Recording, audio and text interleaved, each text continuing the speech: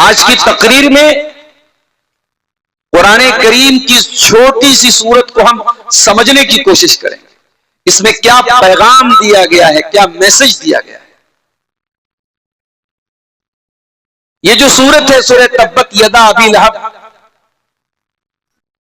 ये कुरान की 114 सूरतों में 111 नंबर की सूरत है। इसके बाद सिर्फ 3 सूरतें, सूरह इखलास है कुल हुवल्लाहु अहद, सूरह फलक है कुल औज़ु बिरब्बिल फलक, और सूरह नास है कुल औज़ु बिरब्बिन नास। और ये कुरान के बिल्कुल एंड में, कुरान के आखिर में ये सूरत है। आइए पहले इस सूरत का तर्जमा आपके सामने पेश करता हूं ताकि बात को समझने में आसान। तब्बत यदा अबी लहब व तब, अबू लहब के दोनों हाथ टूट गए, बर्बाद हो गए, और अबू लहब खुद भी बर्बाद हो गया। मा अगना अन्हु मालुहु व मा कसब, ना तो अबू लहब का माल उसके काम आया, ना उसकी कमाई उसके काम आई। सयस्ला नारन दात लहब, और अनकरीब ही अबू लहब जहन्नम की आग में डाला जाएगा जो भड़कने वाली आग है। वमरातुहु हम्मालतल हतब, और अबू लहब के साथ उसकी बीवी भी जहन्नम में जाएगी जो लकड़ियों को उठाने वाली है। फी जीदिहा हब्लुम मिन मसद, और अबू लहब की बीवी की गर्दन में खजूर की छाल की रस्सी होगी। ये सूरत कब नाजिल हुई? अल्लाह के नबी सल्लल्लाहु अलैहि वसल्लम को जब अल्लाह ताला ने नबूवत अता की, आपको नबी बनाया गया, और आप पर कुरान की एक आयत नाजिल हुई, वअन्ज़िर अशीरतकल अक़रबीन, ऐ नबी अपने रिश्तेदारों को, अपने करीबी लोगों को जहन्नम की आग से डराओ। अल्लाह के प्यारे नबी सफा की पहाड़ी पर चढ़े, अपने सारे खानदान के लोगों को इकट्ठा किया। सारे खानदान के लोग जब जमा हो गए, इकट्ठा हो गए,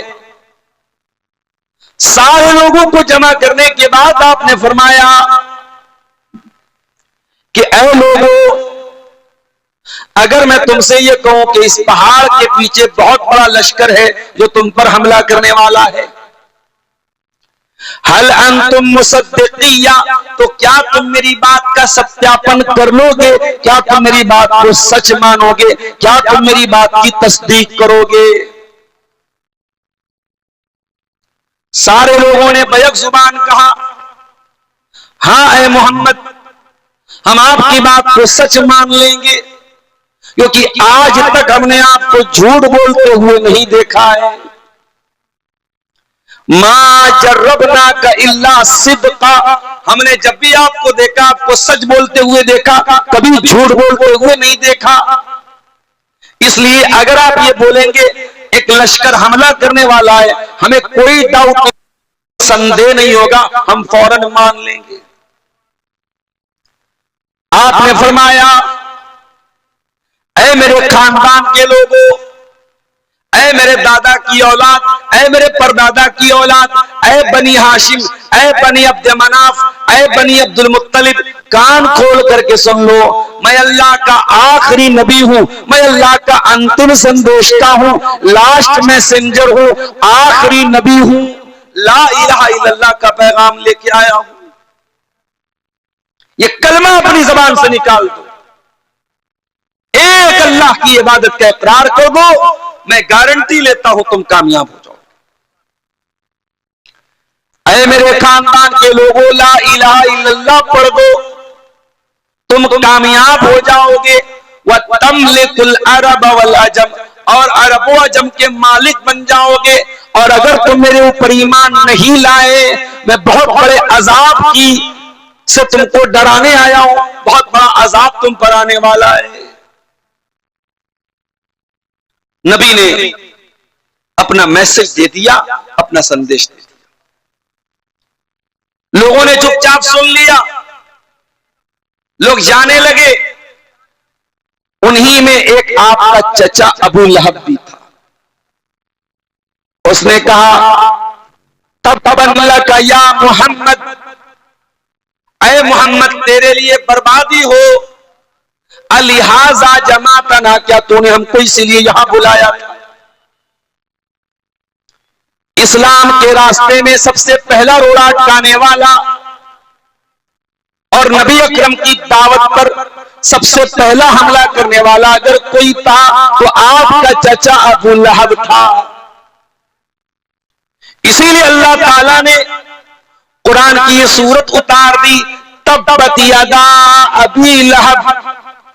ऐ मेरे नबी को गाली देने वाला, ऐ मेरे नबी को बुरा भला कहने वाला, और मेरे नबी के लिए ये जुमला इस्तेमाल करने वाला कि ऐ मोहम्मद सल्लल्लाहु अलैहि वसल्लम आप तबाह हो जाएं। ऐ अबू लहब, तूने मेरे नबी को इतना बुरा कहा, कान खोल के सुन ले। अब तेरे बारे में कुरान की आयतें उतारूंगा जो कयामत तक पढ़ी जाएंगी। नबी के दुश्मन तो बहुत सारे थे, मगर किसी और दुश्मन का नाम लेके कुरान करीम में कंडेम नहीं किया गया। अगर किसी दुश्मन का नाम लिया गया है, नबी के किसी दुश्मन का, तो अबू लहब का लिया गया। अच्छा, ये अबू लहब था कौन? ये नबी का चचा था। इसका नाम था अब्दुल उज्जा,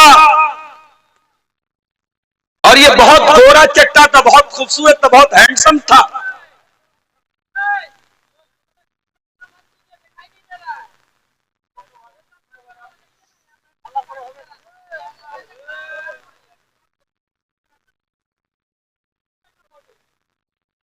नीचा कर दो भाई, नीचा कर दो, कहे डिस्टर्ब हो रहा है। स्टैंड नीचा कर दो।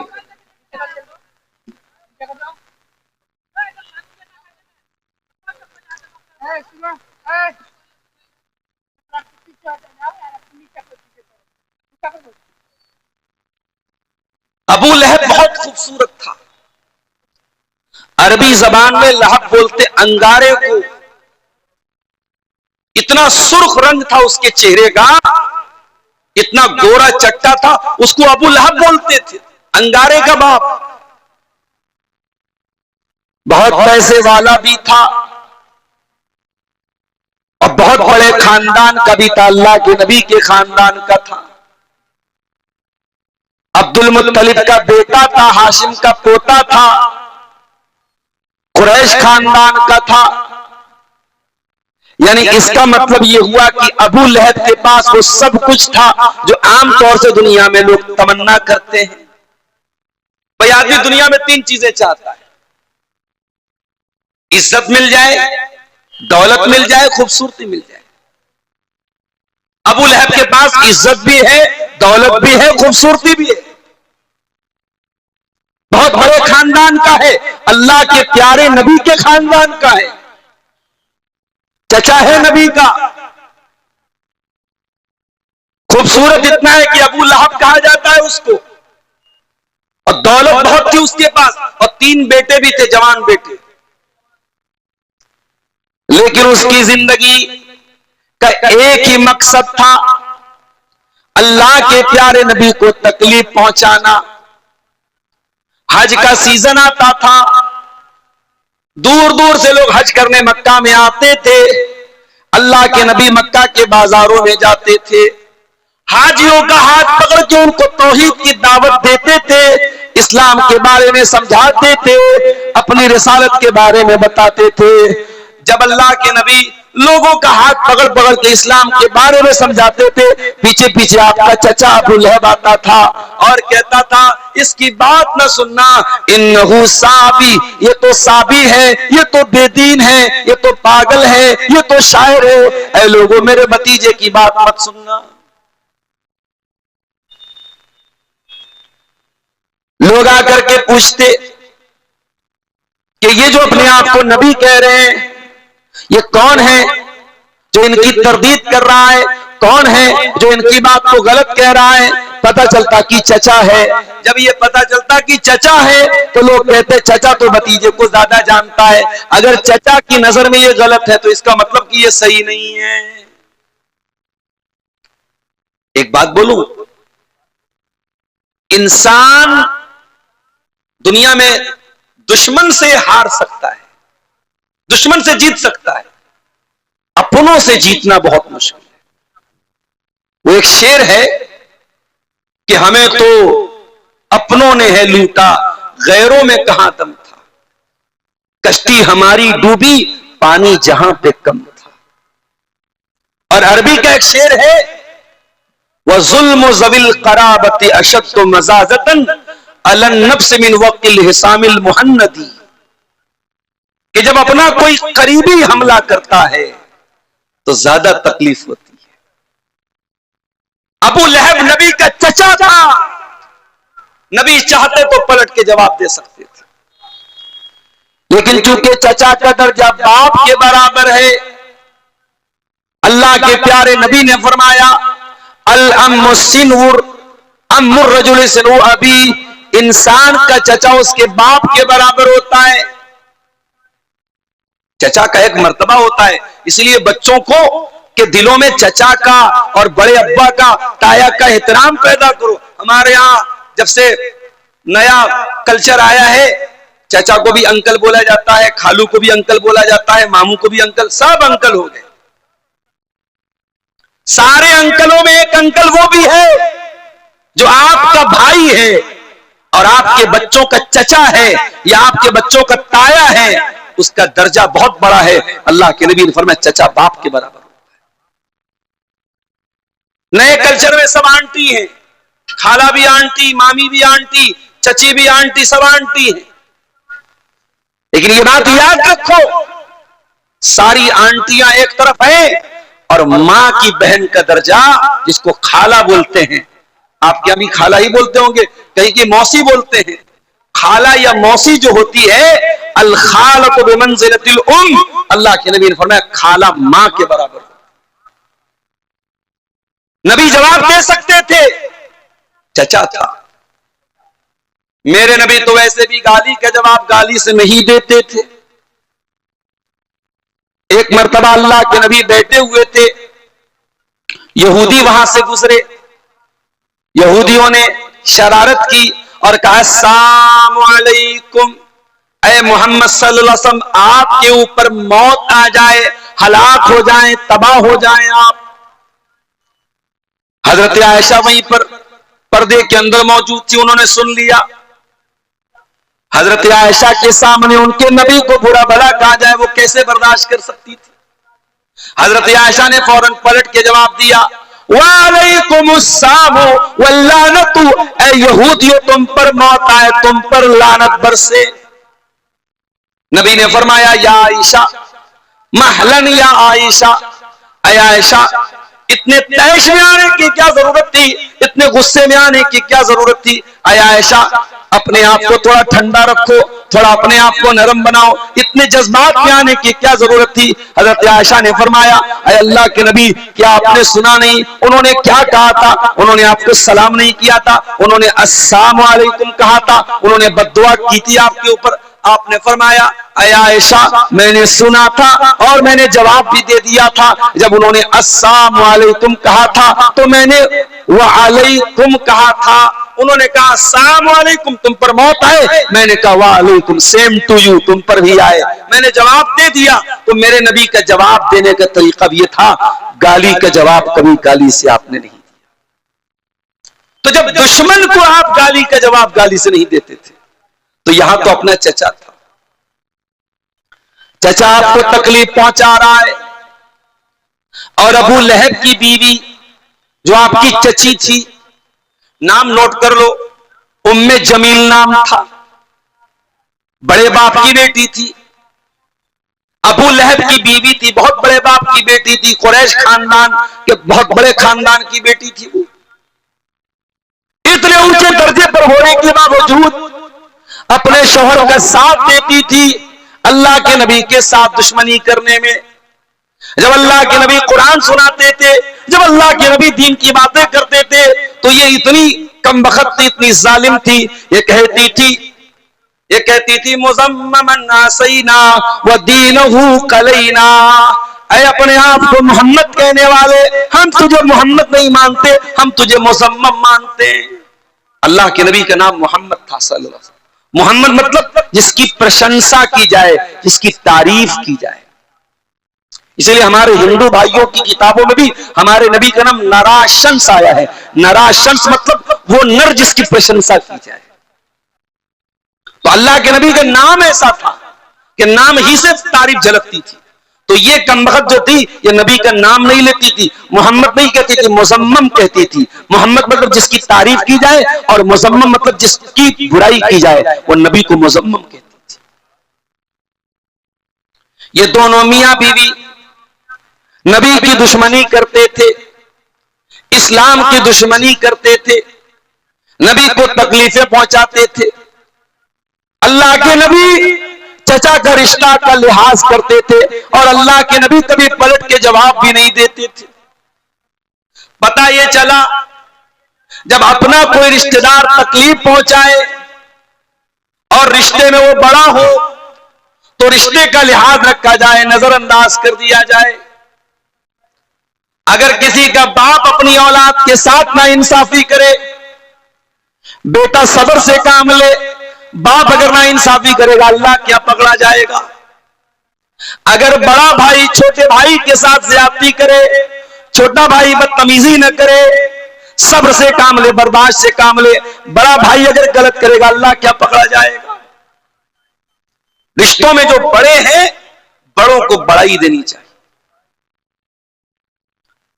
अल्लाह के नबी ने तो जवाब नहीं दिया, मगर अल्लाह ने जवाब दिया और कुरान की यह सूरत उतार।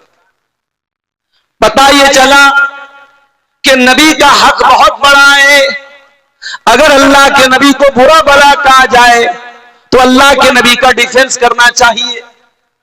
अगर अल्लाह के नबी की शान पर हमला किया जाए, आपको गाली दी जाए, आपकी शान पर हमले किए जाएं, तो मुसलमान का कर्तव्य है, मुसलमान की जिम्मेदारी है, मुसलमान की रिस्पॉन्सिबिलिटी यह है कि वो अपने नबी का डिफेंस करे।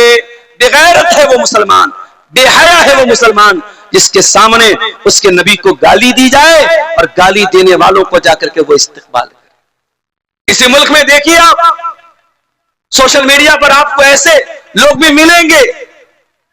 एक वो औरत आजकल बड़ा चल रही है, कौन इलाही करके उसका नाम है, बड़ी मर्दूद है वो औरत, खुलेआम इस्लाम के दुश्मनों से गले मिलकर के बातें करती है। एक कोई फैज खान साहब है, वो भी इस्लाम के दुश्मनों की सपोर्ट में और इस्लाम के खिलाफ बातें करते रहते हैं, और मीडिया ऐसे लोगों को बड़ा कवरेज देता है। आज के दौर का मीडिया, हमारे मुल्क का मीडिया, आप इस्लाम को चार गाली दे दीजिए, अल्लाह के नबी के बारे में कुछ बुरा भला कह दीजिए, जन्नत का मजाक उड़ा दीजिए, जहन्नम का मजाक उड़ा दीजिए, मीडिया आपको कवरेज देगा।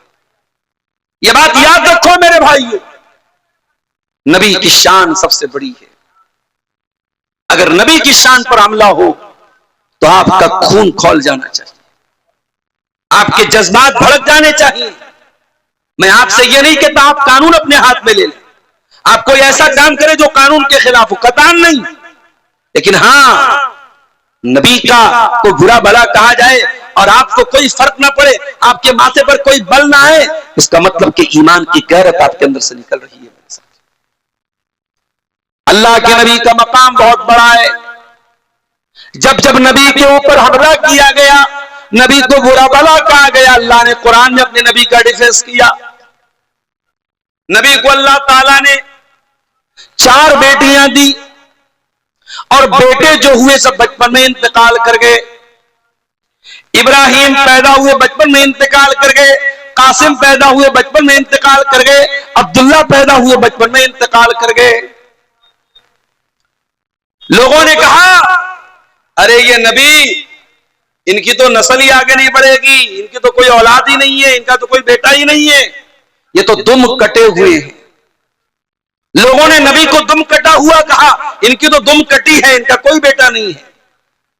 अल्लाह ने कुरान में सूरह कौसर नाजिल कर दी, इन्ना आतैना कल कौसर, ऐ नबी हमने आपको कौसर अता किया है, हमने आपको बहुत ज्यादा भलाई अता की है, बहुत ज्यादा बरकत अता की है, बहुत ज्यादा खैर अता किया है।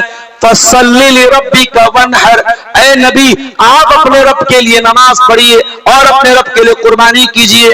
इन्ना शानियका हुवल अबतर, ऐ नबी आप दुम कटे नहीं है, आपकी नस्ल खत्म होने वाली नहीं है, आपके दुश्मन की नस्ल खत्म होने वाली है। नबी की नस्ल कहां खत्म? कयामत की सुबह तक, जब तक दुनिया में एक भी मुसलमान मौजूद है, अशहदु अल्ला इलाहा इल्लल्लाह के साथ साथ आसमान में अशहदु अन्ना मुहम्मद रसूलुल्लाह की आवाज भी गूंजती रहेगी। नबी का नाम जब तक मुसलमान मौजूद है लिया जाता रहेगा। मेरे प्यारे साथियों, जब तक ये धरती है, जब तक ये आकाश है, जब तक ये चांद है, जब तक ये सितारे हैं, वरफ़अना लका ज़िक्रक, ऐ नबी हमने आपके जिक्र को बुलंद कर दिया, हमने आपकी शान को बुलंद कर दिया। नबी का नाम लिया जाता रहेगा। आज करोड़ों मुसलमान नबी पर जान छिड़कते हैं। आज अबू लहब को कोई नहीं जानता, अबू जहल को कोई नहीं मानता, आज इस्लाम के दुश्मनों का कोई नाम लेने वाला नहीं, लेकिन मेरे नबी पर जान छिड़कने वाले करोड़ों की तादाद। तो अल्लाह ने अपने नबी का डिफेंस किया। अबू लहब अपने हाथों से पत्थर मारा करता था अल्लाह के नबी को।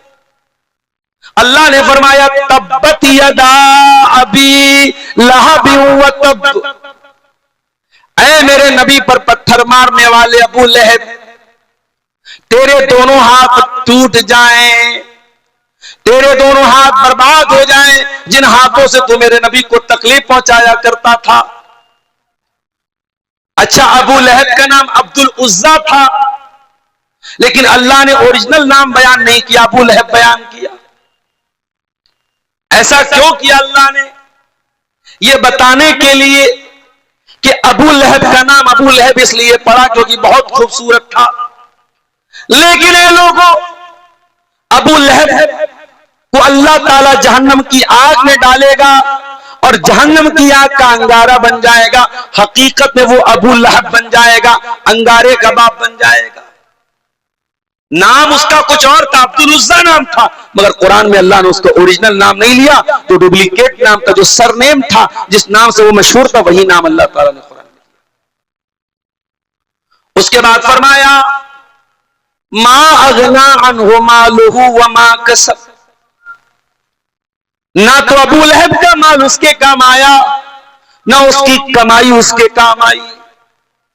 बहुत पैसे वाला था, लेकिन न कब्र में अल्लाह के अजाब से उसका पैसा उसको बचाएगा, न कयामत के दिन अल्लाह के अजाब से उसका माल उसको बचाएगा। ऐ रतनी वालों, माल कमाओ मना नहीं करता, पैसा कमाओ में मना नहीं करता, मगर याद रखो, अगर तुमने ये पैसा मस्जिदों में खर्च नहीं किया, मदरसों में खर्च नहीं किया, यतीमों पर खर्च नहीं किया, गरीबों पर खर्च नहीं किया, ये पैसा कल आखिरत में तुम्हारे कोई काम नहीं आएगा। मरोगे, सब बाल बच्चों के लिए छोड़ के जाओ। 2 गज जमीन मिलेगी, उससे ज्यादा कुछ नहीं मिलेगा। और कब्र में मुनकर नकीर आएंगे तो नोटों की गड्डी नहीं दे पाओगे, खाली हाथ दुनिया से जाओ। कयामत के दिन अल्लाह ताला जिन बंदों का नाम अमाल बाएं हाथ में देगा, जो फेल हो जाएंगे, जो नाकाम हो जाएंगे, कुरान कहता है जब बाएं हाथ में नाम अमाल मिलेगा तो क्या कहेंगे?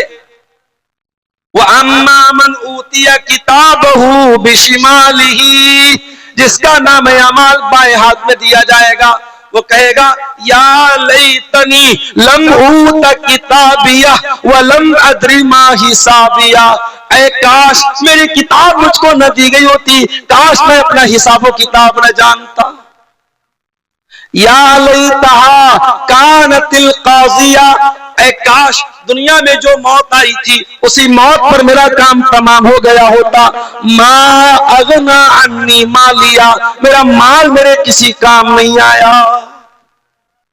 कयामत के दिन आपका माल आपके कोई काम नहीं आया। अबू लहब का माल उसके कोई काम नहीं आया। वमा कसब, और उसकी कमाई उसके कोई काम नहीं। कमाई से क्या मुराद है? उलमा ने लिखा कमाई से मुराद बेटे हैं, उसके बेटे भी उसको कोई काम नहीं आए। 3 बेटे थे उसके, एक का नाम उत्बा, एक का नाम उतैबा, एक का नाम मुअत्तब। उत्बा, उतैबा, मुअत्तब 3 बेटे थे अबू लहब के। और उनमें से 2 बेटे अल्लाह के नबी के दामाद थे, रिश्ता तय हुआ था, शादी हुई थी, अभी रुखसती नहीं हुई थी। अल्लाह के नबी की मजली बेटी रुकैया और मजली से छोटी उम्मे कुलसूम, इन दोनों लड़कियों का निकाह तय हुआ था अबू लहब के 2 बेटों से, उत्बा से, उतैबा से। मगर जब कुरान की ये सूरत उतर गई तब्बत यदा अबी लहब, अबू लहब ने अपने बेटों से कहा तलाक दे दो। तलाक दे दिया उन दोनों ने, अभी रुखसती नहीं हुई थी, तलाक हो गई। अब बाद में जो उत्बा था वो तो ईमान ले आया, वो सहाबी हो गए उत्बा।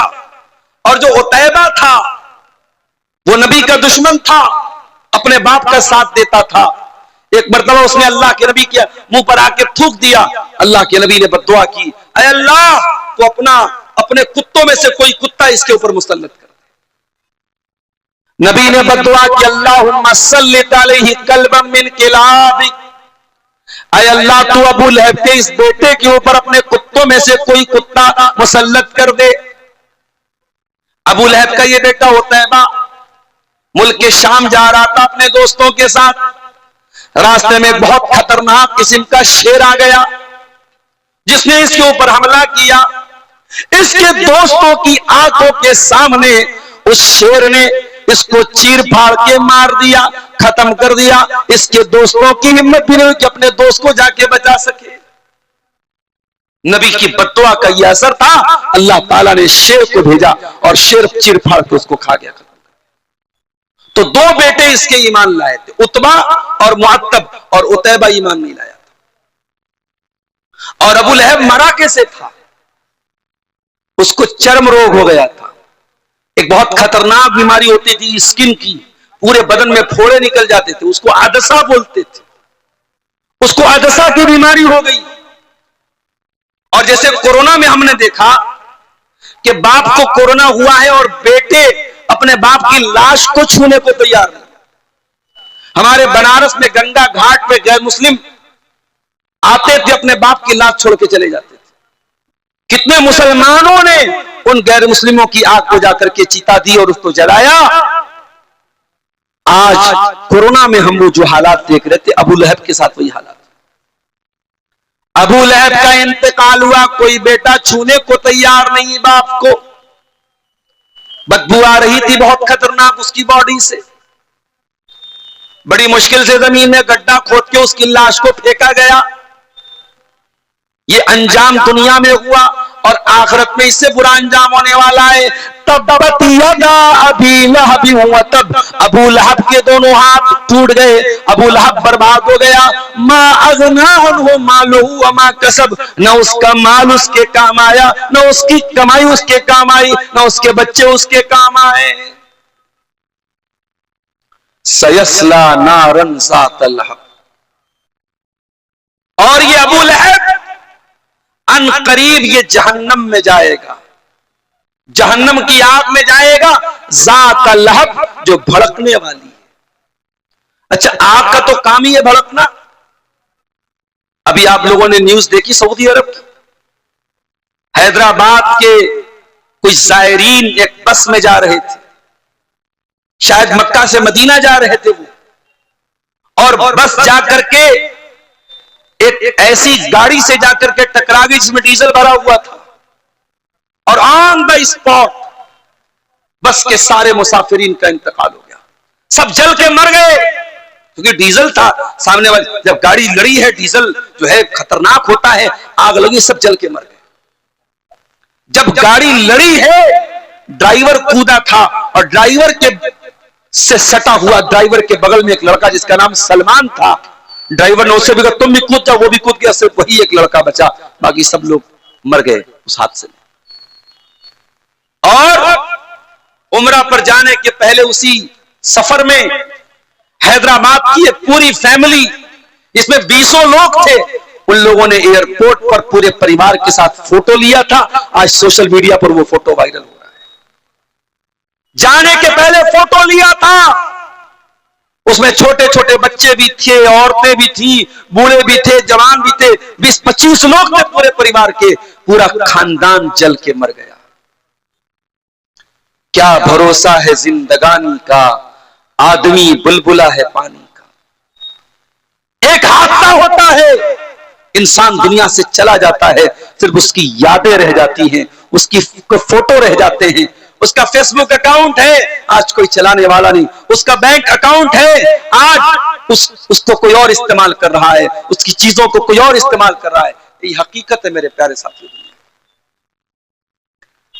सयस्ला नारन ज़ाता लहब, दुनिया की आग तो जलती है और जलने के बाद बुझ जाती है, लेकिन है मेरे बंदो, एक आग ऐसी भी है जो कभी बुझने वाली नहीं है, कभी ठंडी होने वाली नहीं है। सयस्ला नारन ज़ाता लहब, अबू लहब उसी आग में जाएगा जो हमेशा भड़कती रहेगी, जो कभी बुझेगी नहीं, कभी खत्म नहीं होगी। दिल्ली में कार में विस्फोट हुआ, सीएनजी की कार थी। अभी हमारी सुरक्षा एजेंसियां तहकीक कर रही कि विस्फोट कैसे हुआ।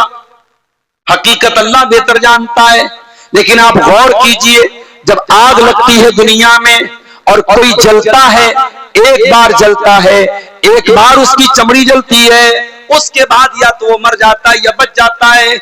जलने की तकलीफ एक बार होती है, मगर जहन्नम की आग दुनिया की आग से ज्यादा खतरनाक होगी। वो सीएनजी की आग नहीं होगी, वो डीजल की आग नहीं होगी। फरमाया, या अय्युहल्लज़ीना आमनू कू अनफुसकुम व अहलीकुम नारा, ऐ ईमान वालो, बचाओ अपने आप को और अपने घर वालों को उस आग से जिसका ईंधन इंसान और पत्थर होंगे, जो सीएनजी से नहीं जलेगी, जो डीजल से नहीं जलेगी, जो एलपीजी से नहीं जलेगी, जो पेट्रोल से नहीं जलेगी, जो इंसानों से जलेगी, जो पत्थरों से जलेगी। दुनिया में एक बार जलने की तकलीफ होगी, जहन्नम में बार बार जलाया जाएगा। कुल्लमा नज़िजत जुलूदुहुम बदलनाहुम जुलूदन गैरहा, ऐ जहन्नमियों, तुम्हारी चमड़ी एक बार जलेगी, हम दोबारा नई चमड़ी चढ़ा देंगे ताकि बार बार तुम्हें जलने की तकलीफ हो, जो तुमको जो जलने का जो दर्द होता है वो बार बार तुमको दिया जाए। ऐ जहन्नमियों, एक बार जलोगे तो तकलीफ होकर के खत्म हो जाएगी, बार बार जलाया जाएगा, बार बार तुमको तकलीफ दी जाएगी।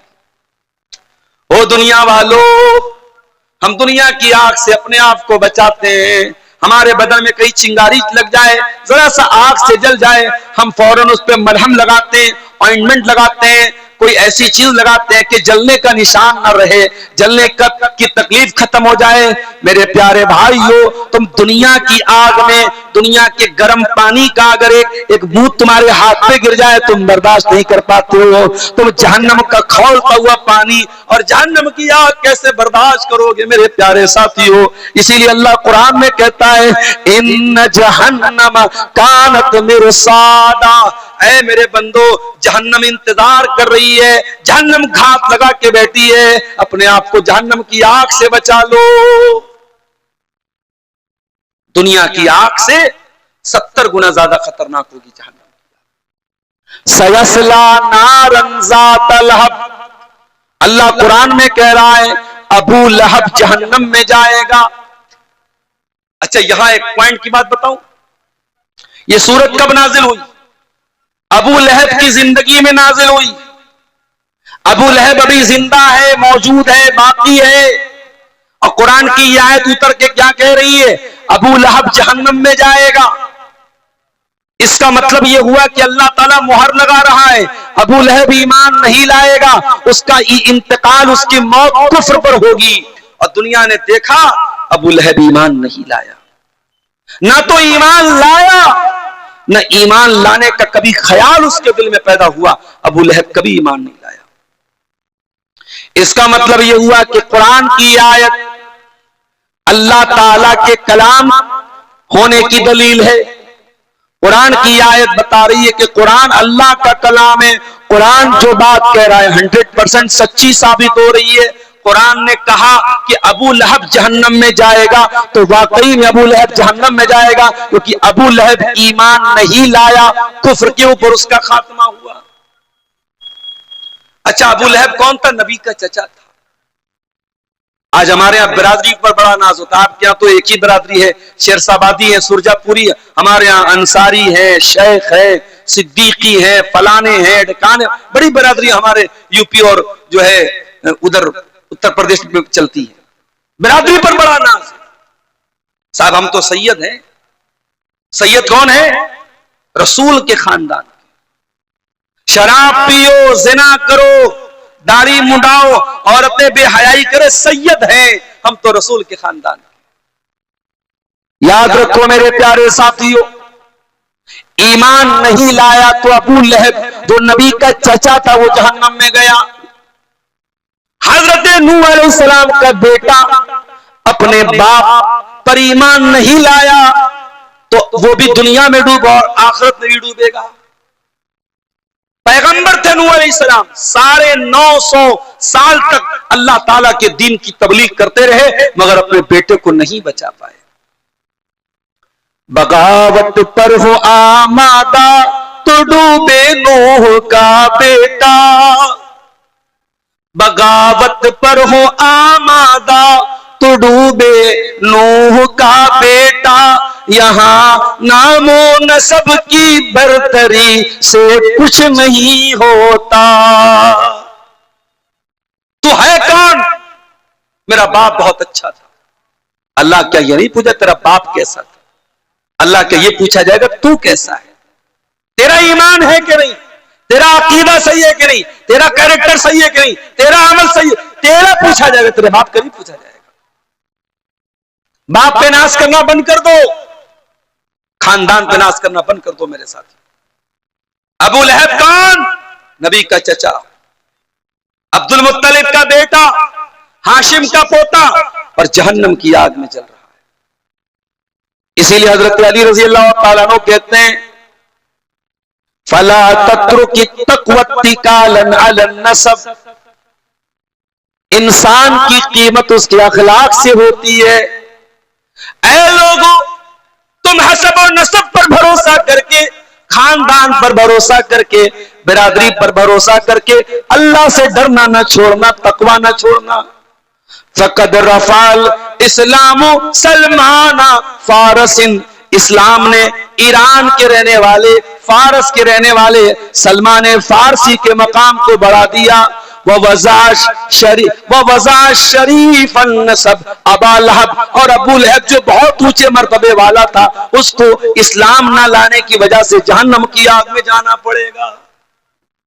अल्लाह ताला के हसब और नसब की कीमत नहीं है मेरे साथी। अल्लाह की कीमत अखलाक की, अल्लाह की कीमत अकीदे की, अल्लाह की कीमत अमल की। सयस्ला नारन ज़ात लहब, अबू लहब जहन्नम की आग में डाला जाएगा। और बड़े गौर से सुनना मेरे भाइयों, वमरातुहु हम्मालतल हतब, और अबू लहब जब जहन्नम में जाएगा तो अकेला नहीं जाएगा, अपनी बीवी के साथ जाएगा। उसकी बीवी भी जहन्नम की आग में जाएगी। पता ये चला, अगर अबू लहब करेला था तो उसकी बीवी नीम चढ़ी थी। कहते ना, एक तो करेला ऊपर से नीम चढ़ा। अगर शौहर बुरा है तो कभी कभी बीवी नेक होती है तो शौहर को सुधार देती है, मगर यहां एक तो करेला ऊपर से नीम चढ़ा था, शौहर भी गड़बड़, बीवी भी गड़बड़। इसलिए जब रिश्ता तय करने जाओ तो बहुत सोच समझ के रिश्ता तय करो। मेरी प्यारी माँ और बहनों, जब बहू देखने जाओ तो ये मत देखो कि खूबसूरत कितनी है, ये देखो दीनदार कितनी। अल्लाह के प्यारे नबी फरमाते हैं, तुनकहुल मरअतु लिअरबईन लिमालिहा व लिहसबिहा व लिजमालिहा व लिदीनिहा। जब औरत का निकाह होता है, 4 चीजें औरत के अंदर देखी जाती हैं। माल देखा जाता है, खूबसूरती देखी जाती है, दीनदारी देखी जाती है, खानदान देखा जाता है। आपने फरमाया फज़फर बिज़ातिद्दीन, तुम दीनदार को लेके आ जाओ, कामयाब हो जाओ। आज क्यों घर बिगड़ रहे हैं? आज क्यों सास बहू का रिश्ता खराब हो रहा है, आज क्यों नंदी और भाभी आपस में लड़ रही हैं, आज क्यों देवरानी जेठानी के झगड़े चल रहे हैं, क्योंकि हमने पैसा तो देखा, हमने बिरादरी तो देखी, हमने लंबा चौड़ा जहेज तो देखा, हमने घर मकान तो देखा, मगर हमने दीनदारी नहीं देखी। घर में औरत लाओ तो दीनदारी देख के लाओ मेरे साथ। आजकल लव मैरिज का बड़ा मामला चल रहा है। लोग पूछते भी मौलवी साहब लव मैरिज करना कैसा है। मैं साफ साफ जवाब देता हूं, इस्लाम में लव मैरिज का कोई तसव्वुर नहीं है। इस्लाम में लव मैरिज का कोई तसव्वुर नहीं, कोई कॉन्सेप्ट नहीं है। इस्लाम में लव आफ्टर मैरिज का कॉन्सेप्ट है। पहले प्यार करो फिर शादी करो, माफ करना ये इस्लाम का कॉन्सेप्ट नहीं है। शादी करके मोहब्बत करो, ये इस्लाम का कॉन्सेप्ट है। और हां, अगर किसी को कोई लड़की खूबसूरत लगी जाए तो इस्लाम ने तरीका बताया है।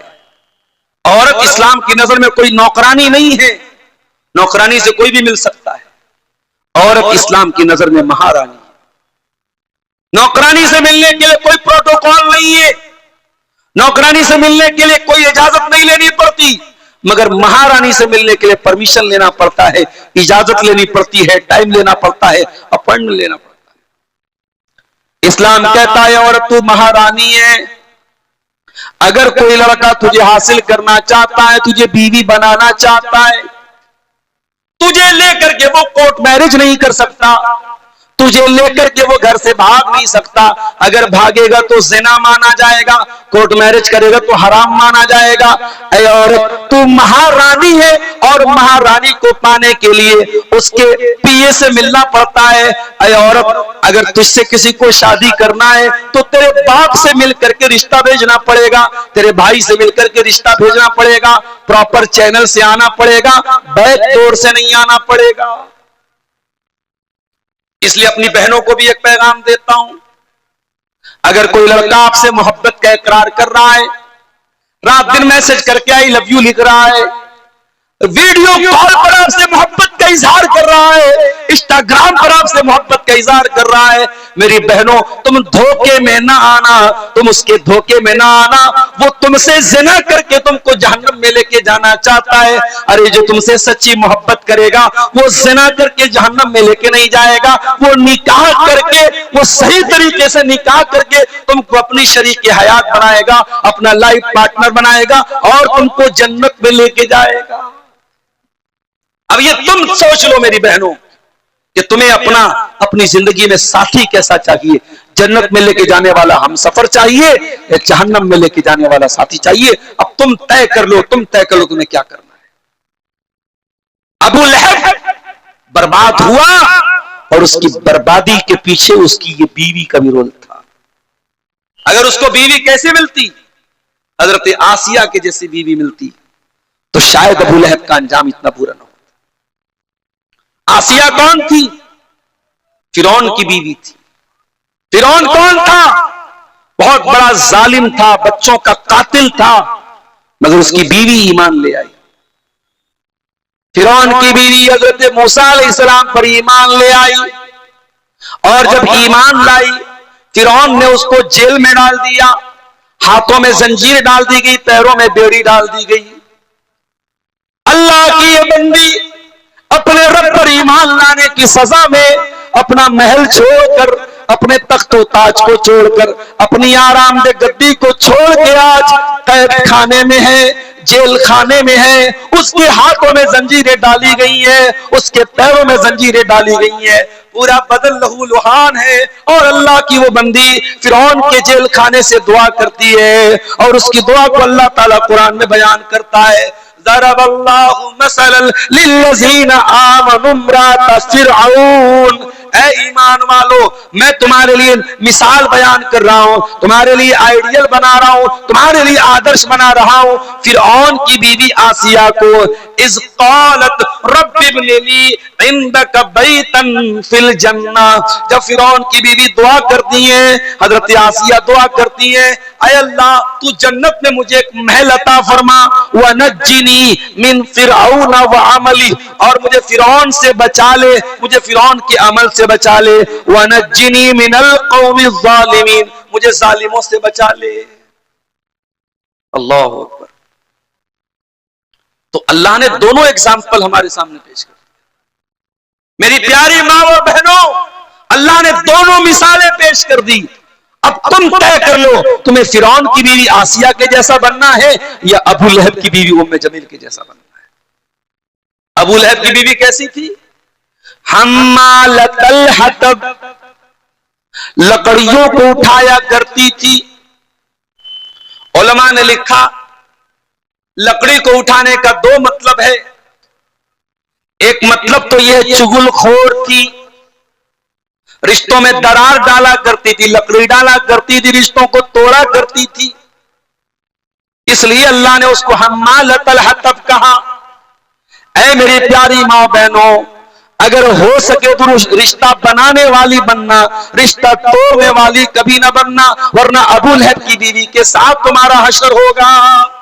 चुगलखोर न बनना, रिश्तों में दरार डालने वाली न बनना, अगर हो सके तो मिलाने वाली बनना। कभी किसी की दुश्मनी में नफरत का पेट्रोल मत डालना, कभी नफरत का जहर मत डालना।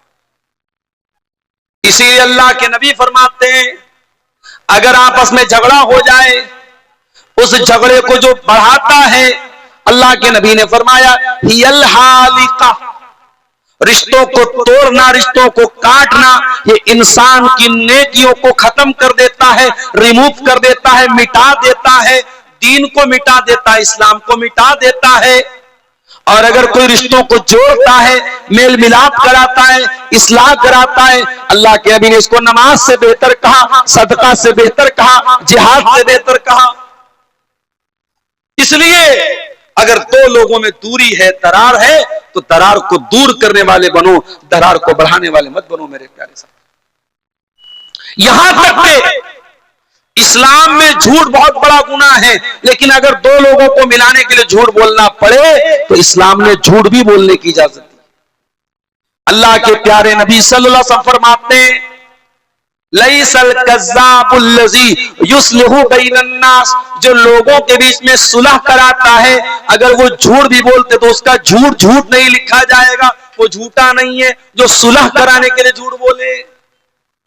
तो अबू लहब की बीवी कैसी थी?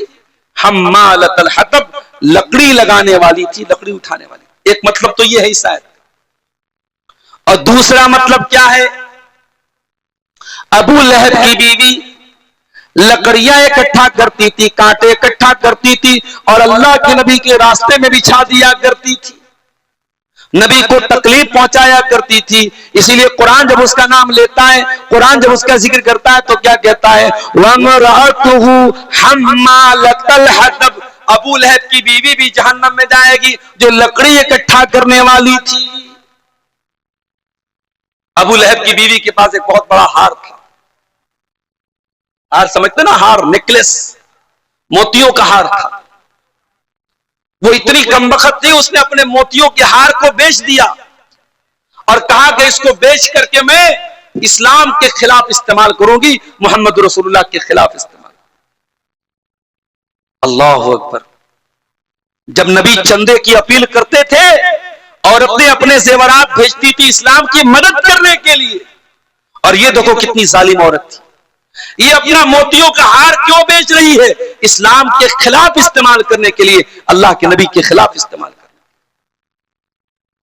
कुरान कहता है फी जीदिहा हब्लुम मिन मसद, ऐ अबू लहब की बीवी, तूने अपने गले के हार को इस्लाम के खिलाफ इस्तेमाल किया था, तूने मोहम्मद रसूलुल्लाह के खिलाफ इस्तेमाल किया था। ऐ अबू लहब की बीवी, कल कयामत के दिन तेरे गले में खजूर की छाल की रस्सी डाल के तुझको जहन्नम में डाला जाएगा।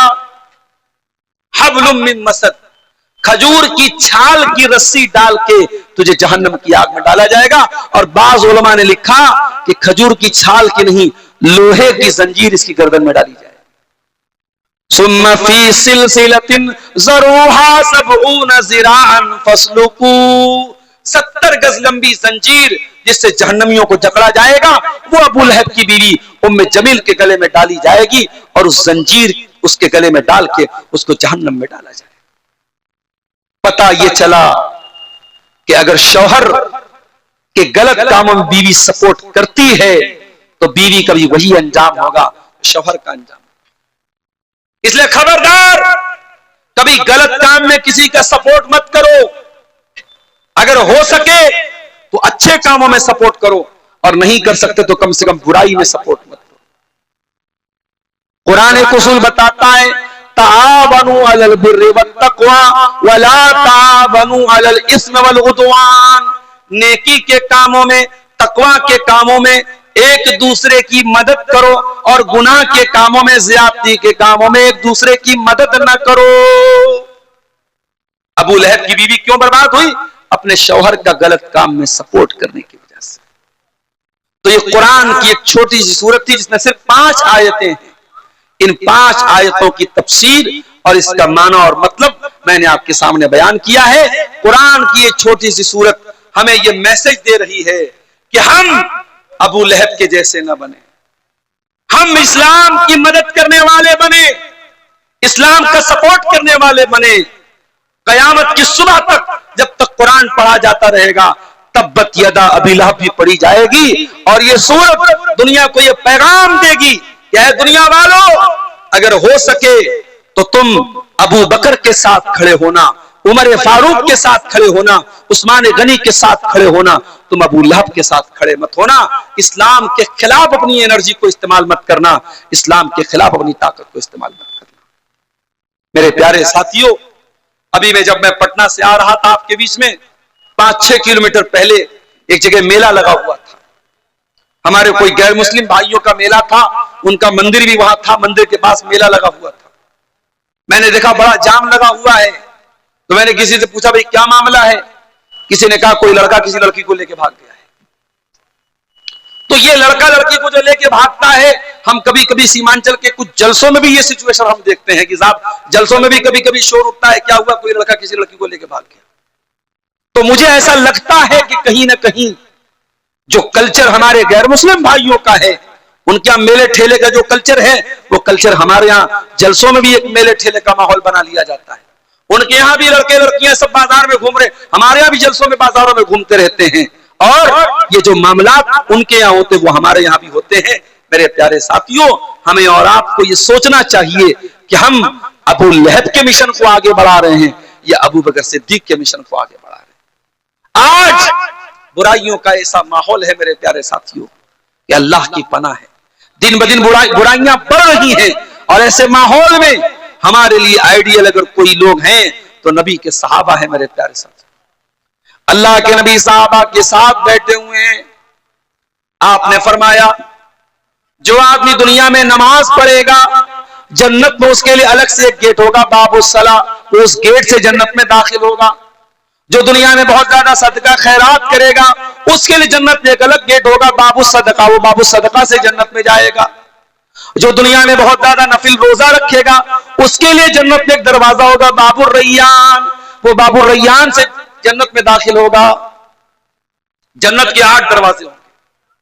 नबी ने फरमाया 8 दरवाजे से अलग अलग नेकी करने वाले लोग जाएंगे। हजरत अबू बकर सिद्दीक ने कहा, अय अल्लाह के नबी, क्या कोई ऐसा भी होगा, कोई ऐसा अल्लाह का कुछ नसीब बंदा भी होगा जिसको 8 दरवाजों से बुलाया जाए, जो सदका खैरात भी खूब करने वाला हो, नमाज भी खूब पढ़ने वाला हो, अल्लाह की राह में जिहाद करने वाला भी हो, रोजा रखने वाला भी हो। अरे अल्लाह के नबी, क्या कोई ऐसा भी होगा जिसको 8 दरवाजे से बुलाया जाएगा? आपने फरमाया हाँ, ऐसे भी लोग होंगे। वो अर्जू अन तकून मिनहुम, और ऐ अबू बकर, मुझे उम्मीद है कि उन खुश नसीबों में से तुम भी होगे। मेरे प्यारे साथियों, अबू बकर सिद्दीक का मिजाज ऐसा था। आज हम दुनिया के लिए कंपटीशन करते हैं। अगर हमारे भाई के पास दौलत है तो हमारे पास भी दौलत आ जाए, उसके पास 2 मंजिला घर है, हमारे पास भी 2 मंजिला घर आ जाए, उसके पास अगर शोहरत है, इज्जत है, दौलत है, हमारे पास भी आ जाए। हम दुनिया के लिए कंपटीशन करते हैं। मेरे प्यारे साथियों, हमें आखिरत के लिए कंपटीशन करना चाहिए। कुरान कहता है वफी ज़ालिका फलयतनाफसिल मुतनाफिसून, मेरे बंदो, तुम्हें एक दूसरे से आगे बढ़ने की कोशिश करनी चाहिए। जन्नत के लिए, जन्नत के बारे में तुम्हें मुकाबला करना चाहिए, उसमें तुम्हें प्रतिस्पर्धा करना चाहिए, उसमें तुम्हें मुकाबला करना चाहिए। एक मर्तबा अल्लाह के नबी साहबा के साथ बैठे हुए थे, हजरत अबू बकर सिद्दीक रज़ी अल्लाह तआला अन्हु भी मौजूद थे। आपने पूछा मन अतमा मिनकुमुल यौम मिस्कीना, कौन है तुम में से जिसने आज किसी गरीब को खाना खिलाया है? हजरत अबू बकर सिद्दीक ने हाथ उठाया, कहा अल्लाह के नबी मैंने आज एक गरीब को खाना खिलाया है। फिर आपने फरमाया मन अस्बह मिनकुम यौमा साइमन, कोई है तुम में से जो आज रोजा रख के आया है? अबू बकर सिद्दीक ने अपना हाथ उठाया, अल्लाह के नबी आज मैं रोजे की हालत में हूं। फिर आपने पूछा मन आदा मिनकुम यौमा मरीजा, क्या कोई ऐसा भी है जो किसी मरीज की अयादत करके आया हो? अबू बकर सिद्दीक ने हाथ उठाया, कहा हाँ अल्लाह के नबी मैंने एक मरीज की अयादत भी की है। फिर आपने पूछा क्या कोई ऐसा भी है जिसने किसी मुसलमान के जनाजे में शिरकत की हो? फिर अबू बकर सिद्दीक का हाथ उठा, हाँ अल्लाह के नबी मैंने एक मुसलमान के जनाजे में भी शिरकत की है। जरा गौर करो मेरे प्यारे साथियों, अल्लाह के प्यारे नबी नेकी का नाम लेते चले जा रहे हैं और हर नेकी पर अपना हाथ उठा रहे हैं। हजरत अबू बकर सिद्दीक रजी अल्लाह तआला अन्हु, और यही वो अबू बकर सिद्दीक हैं। नबी ने फरमाया ऐ अबू बकर तुमने इतने सारे नेकी के काम किए हैं, ये सारे नेकी के काम अगर एक दिन में 24 घंटे में अगर कोई एक आदमी करता है वो जरूर जन्नत में जाएगा। मेरे प्यारे साथियों ये अबू बकर सिद्दीक हैं। मैं अबू बकर सिद्दीक का नाम इसलिए ले रहा हूं, मैं दोनों एग्जाम्पल आपके सामने पेश कर रहा हूं, एक नबी का चाहने वाला, एक नबी से दुश्मनी करने वाला। एक अबू बकर जो जिंदगी में भी नबी के साथ थे और इंतकाल भी नबी के साथ इंतकाल के बाद भी वहीं पे दफन है और कयामत के दिन नबी के साथ रहेंगे। और एक अबू लहब है जो दुनिया में जलील होकर के कुत्ते की मौत मरा और आखिरत में भी जहन्नम की आग में डाला जाएगा। मेरे प्यारे साथियों अब हमें और आपको तय करना है हमें कौन सा किरदार अपनाना है, हमें कौन सा कैरेक्टर अपनाना है। हमें अबू बकर सिद्दीक वाला कैरेक्टर अपनाना है या अबू लहब वाला कैरेक्टर अपनाना है।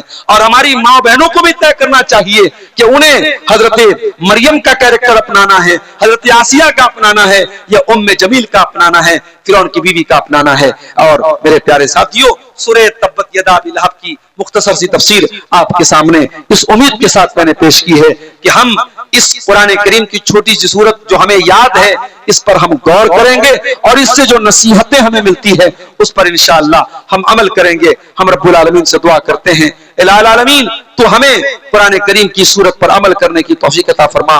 इलाही आलमीन हमें तू अबू बकर सिद्दीक के किरदार को अपनाने की तौफीक अता फरमा और अबू लहब के किरदार से हमें बचने की तौफीक अता फरमा। परवरदिगार जिस मदरसे के लिए आज का ये प्रोग्राम हुआ है इस मदरसे से जो बच्चे पढ़ें उन्हें दीन का सच्चा खादिम बना दे।